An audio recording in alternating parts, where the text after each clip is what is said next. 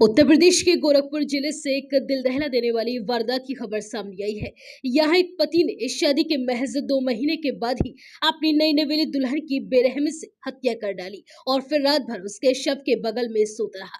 और यही नहीं, सुबह उठकर उसने अपने बड़े भाई पर भी धारदार हथियार से हमला कर दिया, जिसके बाद घर वालों ने घायल को इलाज के लिए मेडिकल कॉलेज में भर्ती कराया है और साथ ही मामले की सूचना पुलिस को दी गई, जिसके बाद मौके पर पहुंची पुलिस ने शव को कब्जे में लेकर पोस्टमार्टम के लिए भेज दिया और साथ ही पुलिस ने आरोपी पति को भी हिरासत में लिया।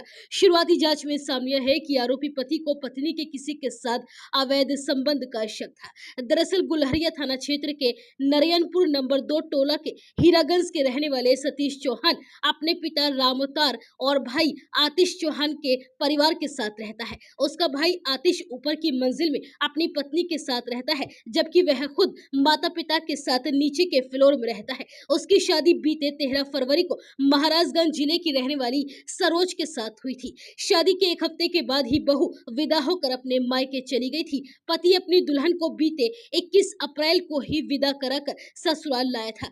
अब बुधवार को घर में नई बहू सरोज के रसोई में प्रवेश की रस्म भी हुई थी। बहू के हाथ का खाना सभी ने खाया था। काफी हंसी खुशी का माहौल में सभी अपने कमरे में सोने के लिए चले गए थे। वहीं माता पिता और रिश्तेदार गर्मी के चलते छत पर सो रहे थे, जबकि सतीश अपनी पत्नी सरोज के साथ कमरे में सोने के लिए चला गया था। रात में ही उसने किसी समय अपनी पत्नी सरोज की गला दबाकर हत्या कर दी। इसके बाद वह रात भर पत्नी के शव के साथ ही सोता रहा। सुबह घर की पहली मंजिल पर जाकर सोफे पर लेट गया। जब बड़े भाई की पत्नी कमरे से निकलकर बाहर गई तो वह कमरे में घुस गया और यहाँ उसने अपने बड़े भाई आतिश चौहान पर ताबड़तोड़ हमला कर दिया।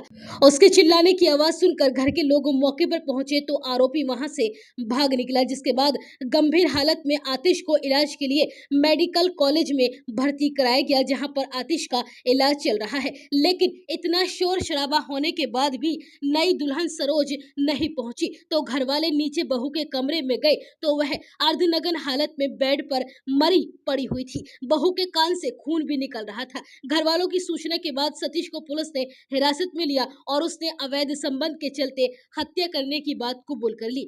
घर वालों का कहना है कि पिछले कुछ दिनों से वह नशे का आदी हो गया था और उसने काफी शराब पीनी शुरू कर दी थी।